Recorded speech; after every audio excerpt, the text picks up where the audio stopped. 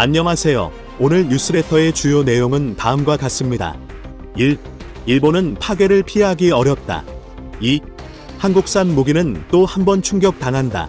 틈만 나면 독도 등 한반도 영유권을 호시탐탐 노리는 일본이 최근도 독도를 언급하면서 일본 방위 예산을 대폭 증강하겠다고 결정해 대한민국의 심기를 건드리고 있습니다.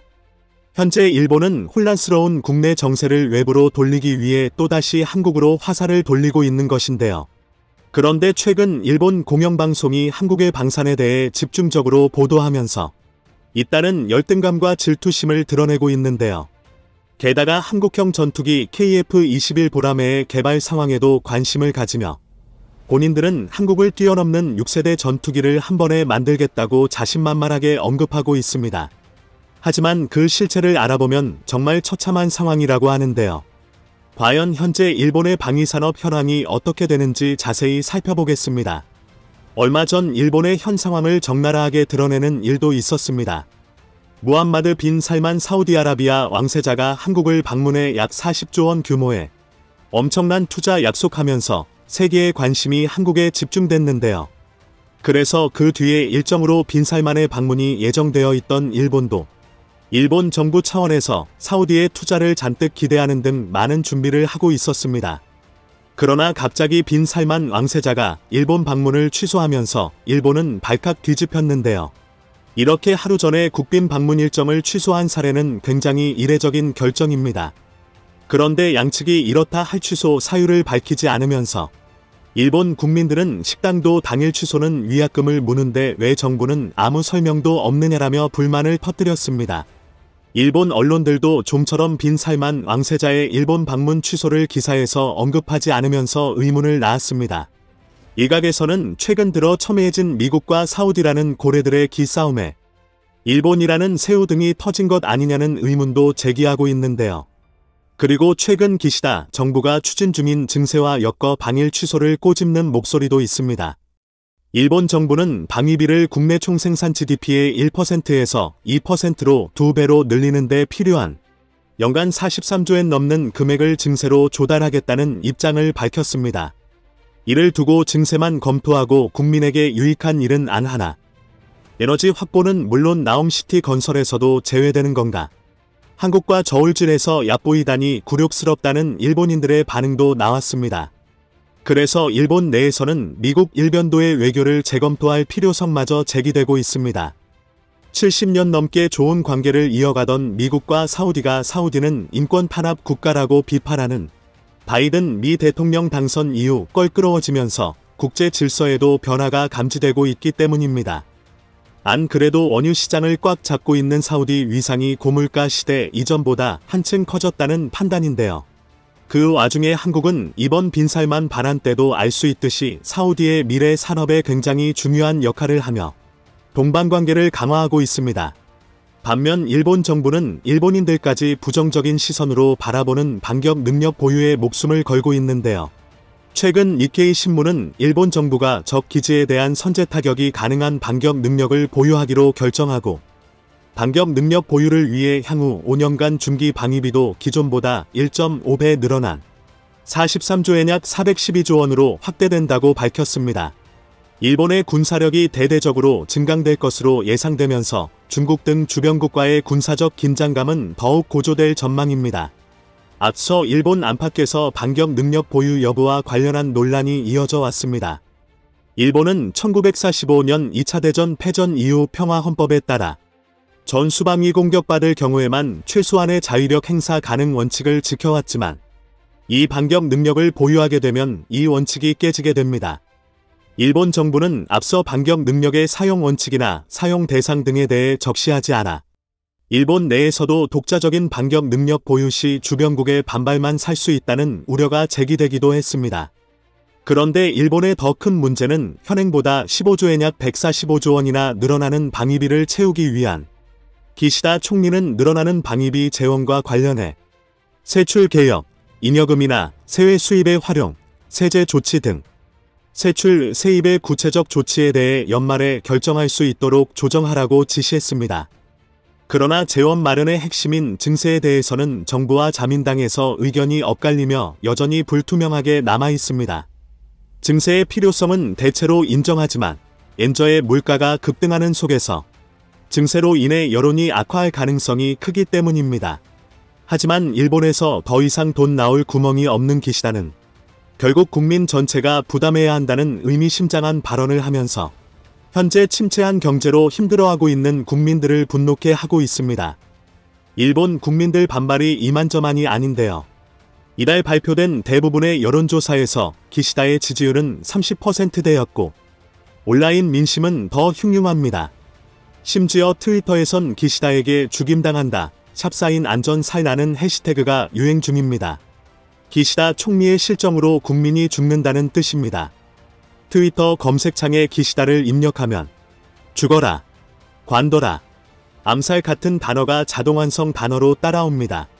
이런 강렬한 증오의 감정은 아베 전 총리 사망 이후 집권 자민당과 통일교의 유착 관계가 드러났는데도 기시다가 제대로 대응하지도 않고 일본 경제가 침몰하게 방관할 뿐만 아니라 게다가 이제는 방위비를 채우기 위해 전 국민들에게까지 큰 부담을 주고 있기 때문입니다. 기시다에게 죽임당한다는 해시태그가 달린 글 중에는 증세 정책과 정부의 세금 낭비를 비판하는 내용이 많습니다. 일본이 아세안의 차관을 지원한다는 보도에는 국민이 굶주리는데 선진국 기분 내는 건 그만두라는 댓글이 달릴 정도로 민심이 좋지 않습니다. 문제는 일본인들이 30년 만에 최악인 물가 상승으로 고통받고 있지만 임금은 거의 오르지 않아 증세를 견딜 여력이 별로 없다는 것입니다. 더 큰 문제는 일본 국민들뿐만 아니라 일본 대기업들도 방위산업에서 잇따라 철수 결정을 내리고 있는데요. 자위대 항공기 조종석용 디스플레이를 납품하는 시마즈 제작소는 방위 분야 매출액이 최근 200억 엔 약 1,900억 원 안팎에서 정체하자 타사와 제휴 등 사업 재편을 검토하고 있습니다. C2 수송기 등에 들어가는 유압기기를 생산한 KYB, 조종석용 디스플레이 등 계기 사업을 해온 요코가와 전기, 조종사 긴급 탈출 장비를 생산한 다이셀, 함정을 제조한 미쓰이 E&S 조선, 수상자위대 기관총을 생산한 스미토모 중기계공업 등이 2020년 이후 철수나 사업양도 방침을 밝혔습니다. 재무성에 따르면 일본 방위산업 시장 규모는 약 3조 엔 약 29조 원으로 대기업과 수천 개의 하청기업이 방위산업에 관여하고 있습니다. 이처럼 기업들이 방위산업에서 잇따라 철수하는 이유는 수익이 저조하고 수출도 제약받아 사업을 지속하기 어렵기 때문으로 분석됐습니다. 이렇게 일본 정부는 방위산업을 강화하기 위해 여러 가지 방법을 찾아보고 있지만 점점 쇠퇴하는 것을 막기는 어려워 보입니다. 반면 한국의 방위산업 역량과 수출은 이제 전 세계 4대 강국에까지 들면서 일본은 한국 방산에 대해 집중적으로 보도하며 있다는 열등감과 질투심을 드러내고 있는데요. 일본 공영방송사 NHK는 최근 한국 주요 무기 수출국으로 부상했다라는 타이틀로 특집 방송을 내보냈습니다. 영상에는 한국 무기의 훈련 장면을 내보내며 대국군 관계자가 한국 무기의 품질이 좋다는 인터뷰를 내보냈는데요. 그리고 올해 폴란드의 대규모 무기 수출을 진행하며 한국이 세계 방산 시장에서 대폭 성장했다고 밝혔습니다. 이렇게 일본 공영방송에서 특집 보도까지 할 정도로 한국 방산에 대한 관심이 집중되고 있는데요. 그런데 일본이 한국의 KF-21을 따라잡겠다고 야심차게 준비하고 있는 전투기 개발이 난관에 봉착하며 큰 위기에 빠져 있다는 소식이 나왔습니다. 앞서 일본은 현재 운용 중인 자위대의 F-2 전투기를 대체하고 6세대 스텔스 전투기 개발하겠다고 자신만만하게 밝혔습니다. 하지만 아직도 4.5세대 이상 전투기를 개발한 적조차 없는 일본이 어떻게 6세대 전투기를 만들겠다고 하는지 어이가 없는데요. 일본에서도 역시 몇몇 소수의 군사 전문가들은 이 사태를 재빠르게 눈치채 절망하는 반응을 보이고 있고 이러한 프로젝트를 일본 정부가 억지로 밀어붙이는 것 자체가 일본에는 망조가 들렀다고 언급하고 있습니다. 일본은 미국, 영국 등 다른 국가들과 손잡고 6세대 전투기를 개발하려고 하고 있지만 결국 일본의 능력 부족으로 내부에서도 회의론이 제기되고 있습니다. 가장 큰 문제는 일본인 기술진의 고령화와 비싼 전투기 가격입니다. 요미우리 신문은 미국, 일본 공동 개발을 포함해 축적한 기술과 노하우가 있지만 F2 개발에 관련한 일본 기술자도 고령화되어 전투기 개발 기술 유지와 당내 안전 보장 측면에서 문제가 발생할 수 있다는 의견이 자민당 내에서 나왔다고 전했습니다. 앞서 일본 정부의 독특한 요구 조건과 국내 생산에 대한 고집, 그리고 소규모 생산 운영으로 인해 일본 전투기 F2는 미국의 F-16보다 4배나 비싼 전투기가 된 전력이 있는데요. F-3 전투기 역시 똑같은 길을 밟게 될 것으로 보입니다. 일부 전문가들은 일본이 실제 전투기를 개발하는 데 드는 비용은 훨씬 더 늘어날 것이며 F-3 개발에는 적어도 200억 달러가 소요될 것이라고 주장했습니다. 그러나 200억 달러는 순수 개발 비용이지 생산 설비 투자비, 기체 제작 비용은 제외된 것인데요. 결국 전체 프로그램 코스트는 최소 400억 달러는 될 것으로 예상되는 상황입니다. 예초부터 일본은 6세대 전투기를 개발할 능력조차 없는데 대부분의 방위비를 투입해 일본 경제를 파국으로 몰고 있는 것입니다. 반면 한국의 KF-21 보람의 전투기는 개발비만 약 70억 달러가 투입되었는데요. 일본의 F-3보다 훨씬 더 저렴한 개발비에 훨씬 더 우수한 성능을 자랑하고 있습니다. 전투기는 레이더 회피 능력 보유 여부에 따라 5세대 또는 4세대로 구분되는데 한국 정부나 KAI 측에서는 4.5세대라고 주장하고 있습니다. 하지만 KF-21은 F-22 랩터와 유사한 형태의 스텔스의 면모를 이미 갖췄으며 해외 군사 전문가들은 이미 5세대 전투기 이상이라고 평가하고 있습니다. 앞으로 나올 블록 3부터는 완전한 스텔스기로 변모할 전망인데요. 즉 일본보다 빠른 속도로 한국형 스텔스 전투기가 빛을 보게 되는 것입니다. 여기에 최첨단 항전 장비, 인공지능 기술과 무인기까지 적용이 된다면 KF-21 블록 3은 5.5세대라고까지 볼 수 있습니다. 특히 한국이 개발한 백신맨이 전자파 흡수 소재를 사용하면 세계 최고의 스텔스 기능을 자랑할 전망입니다. 이 기술을 전투기뿐만이 아니라 전함 탱크 등 군사 장비에 적용할 경우 스텔스 성능을 추가할 수 있습니다. 이렇듯 한국은 KF-21의 새로운 기술들을 접목하면서 처음 계획했던 것보다 훨씬 더 강력하게 발전하고 있습니다. 반면 일본은 6세대 전투기 개발 등 되지도 않는 곳에 예산을 쏟아부으며 재원조차 마련되어 있지 않은 방위비를 억지로 올리겠다고 하고 있습니다. 이에 따라 현재 경제적으로 어려움에 부닥친 국민들에게까지 세금 폭탄을 날리면서 일본 국민들을 절망에 빠뜨리고 있습니다. 앞으로 일본 방위산업이 얼마나 더 추락할지 관심 있게 지켜보겠습니다. 호주 시장을 겨냥해 개발된 차세대 첨단 장갑차 레드백 그 최종 수출 성사 여부가 이번 달 수주 내로 결정될 전망입니다. AAND 400페이지 3 사업으로 일컬어지는 이번 수주전은 신흥방산 강국인 한국의 한화 레드백과 전통 방산 강국인 독일 라인메탈 링크스가 치열한 경쟁을 펼치고 있는데요. 지난해 하나디펜스는 호주와 1조 1천억 원 규모의 K9 자주포 수출 계약을 체결한 점과 리처드 말소 호주 부총리 겸 국방부 장관의 지역구인 진로시에 현지 생산 공장을 짓고 있다는 점에서 레드백의 수출 가능성을 높이는 요인으로 꼽히기도 하는데요. 이번 사업은 장갑차 도입 대수만 450대, 거기에 계열 차량 및 후속 지원 그리고 생산시설 설비를 포함한 전체 사업 규모는 20조 원에 육박할 것으로 예상됩니다. 오스트리아 육군 역사상 최대 규모 사업인 만큼 랜드 400페이지 3은 요구 조건이 전 세계에서 가장 까다로운 사업으로 꼽힙니다. 어떻게 보면 간단한 요구인데요. 좋다는 건 다 달아달라십니다. 특히 장갑차에 탑승한 전투 인력을 지킬 수 있는 방어력 부문에서의 호주의 요구는 실로 어마어마했습니다.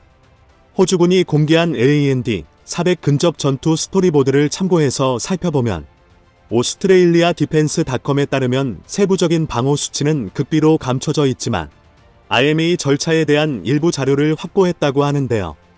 포탑과 차체 정면 장갑은 STANH 4569 LVL6의 수준을 갖춰야 하는데 STANH 4569는 장갑차 탑승자에 대한 보호 수준 표준을 다루는 나토 표준화 협정입니다. 당연한 소리겠지만 호주가 요구한 레벨 6은 현존 최고 등급이죠. 500m에서 발사된 30mm 철갑탄을 방어할 수 있어야 하며 모든 방향 10m 거리에서 폭발한 155mm 고폭탄을 막아야 합니다. 거기다 APS 능동 방어체계의 기본 장착 요청했는데 무려 모든 장갑차의 하드킬 방식 APS를 하나씩 달 예정입니다. 레드백에는 트로피 APS와 상벽을 이루는 하드킬 시스템인 아이언 피스트 APS에 이 장착되어 있습니다. 선 회식 발사기의 대응탄이 발사되는 방식으로 360도 전방위 요격이 가능한데요. 심지어 우크라이나 전쟁에서 그 위력을 입증해낸 탑 어택 방식 대전차 미사일도 무력화시킬 수 있는 고급 비싼 장치입니다. 더욱이 파편탄 형식이 아닌 열압력 탄두를 채용하여 폭발 후 탄의 파편이 튀지 않아 아군의 피해를 현저히 줄일 수가 있죠. 이쯤 하면 되려나 싶지만 질의 급조 폭발물 방어 요구도 상당한데 한화와 협력하고 있는 플레이전사가 공개한 자료에 따르면 최고 수준인 STA-ENH 4569LVL-4B를 달성했는데 이는 차체 하부에서 10kg급 폭발물이 터져도 끄떡없는 수준입니다. 아무래도 호주 인구가 한국의 절반밖에 안 되고 또 모병제로 운용하다 보니 규모가 작아 가장 최우선으로 고려하고 있는 사안이 보병의 안전을 지킬 수 있는 방어력 부분인 듯합니다. 레드백은 방어뿐 아니라 세계 최고 수준의 공격력도 갖추고 있는데요. 주요 무장은 미국 노스럽 그러먼의 MK-44S 부시마스터 2구경 30mm 기관포 1문과 7.62mm 기관총, 이스라엘 라파엘사의 스파이크 LR-2 대전차 미사일입니다. 여기에 호주 현지 업체인 EOS사와 협력해 통합지향 에너지 무기 즉 레이저를 탑재하여 취약한 상부층으로 날아오는 무인기나 미사일 공격을 방어할 수 있게 되죠. 여기에 헬멧 마운티든 시스템 HMS 기술을 응용해 개발한 특수 헬멧 아이언 비전도 사용할 수 있는데요.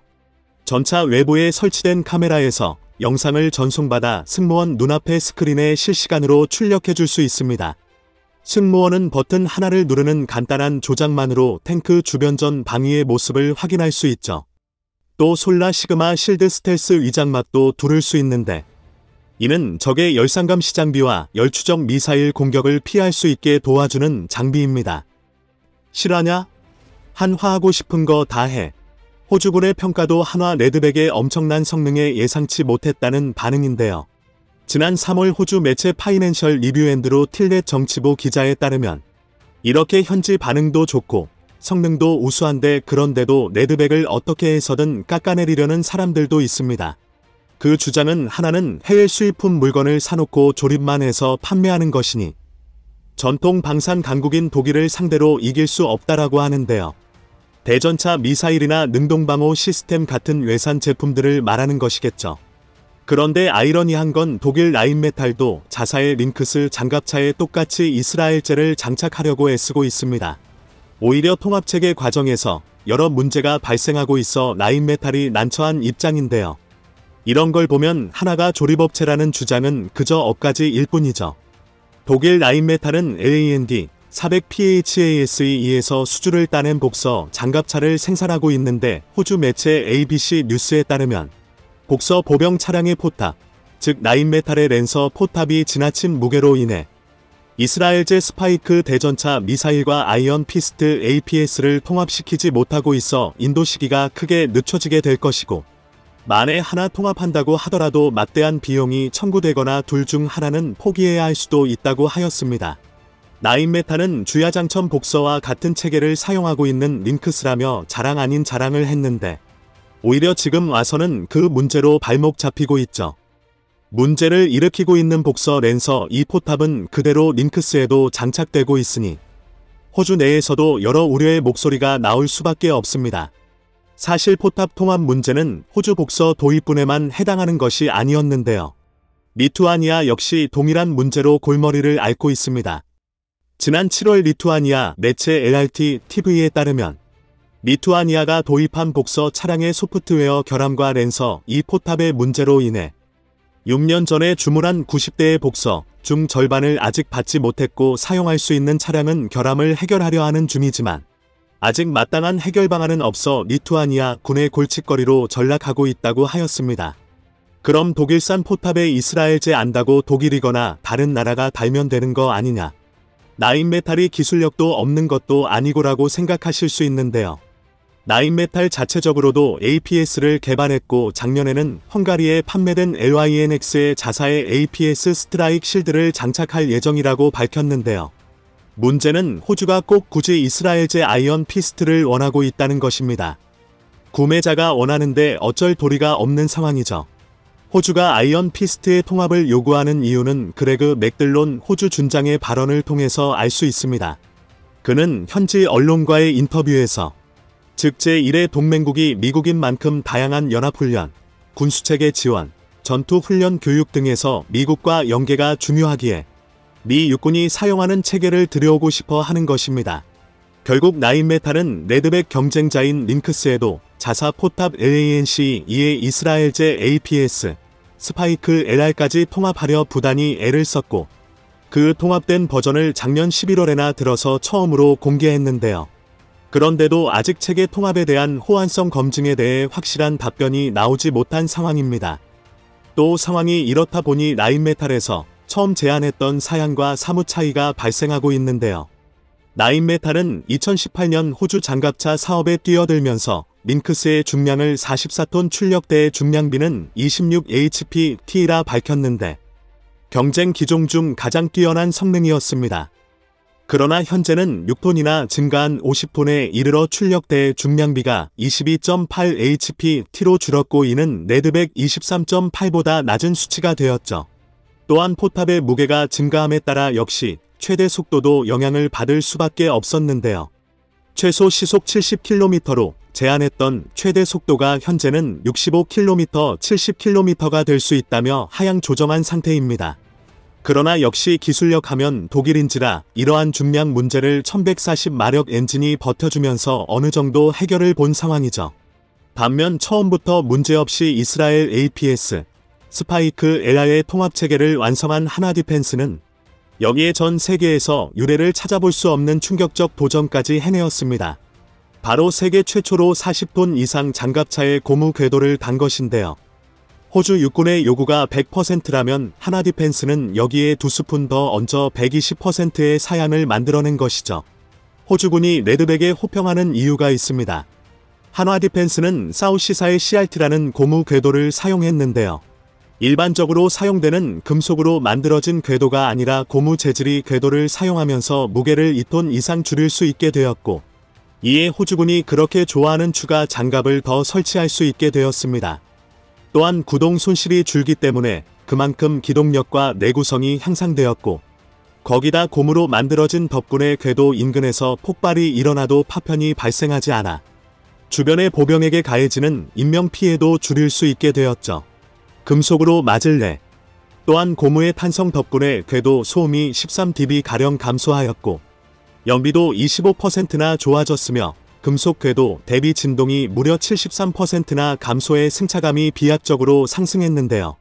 크기가 비슷한 링크스와는 구동계에서만 중량이 3톤 이상이 차이가 납니다. 레드백은 가뜩이나 링크스와 달리 ISU, 앞 내장형 유기압식 서스펜션을 장착하고 있는데 이 ISU와 고무 궤도에서 오는 편안한 승차감은 한번 맛보면 링크스는 타기도 싫어진다는 후문이 일체형인지라 고장나면 전체를 다 갈아야 하니 유지비가 비싸다고 할 수 있지만 사실 수리 보수도 일부분만 잘라서 에즈가 가능합니다. 이렇게 말씀드리면 그렇게 고무 궤도가 더 좋으면 나인메탈도 썼겠지 왜 굳이 금속 궤도를 썼겠냐 하실 수 있지만 현재 링크스에는 달고 싶어도 달 수 없는 상황입니다. 앞서 말씀드렸다시피 고무 궤도가 수용할 수 있는 최대 하중은 50톤인데요. 링크스가 LANC-2 포탑 이슈로 인해 중량이 무거워져서 장착이 불가능하기 때문입니다. 그러니 호주가 달아달라는 거 다 달아주고 좋아 보이는 거 더 달아줄 수 있는 것이 바로 기술력이라 할 수 있죠. 또 호주가 요구한 제품들은 사실상 미 육군 차세대 보병전투 장갑차에도 사용될 제품이라 차기 수출에도 유리하다는 분석인데요. 하나디펜스는 지난해 7월 미 육군 장갑차 사업 OMFV의 1차 관문인 개념 설계에 참여하였는데 OMFV는 기존 M2 브래들리 장갑차 3,500여 대를 교체하기 위해 추진하는 54조 원가량의 대규모 신규 사업입니다. 군사 전문가들은 호주의 장갑차 사업의 승자가 사실상 미국 수주전에서도 승리할 것이라고 하였죠.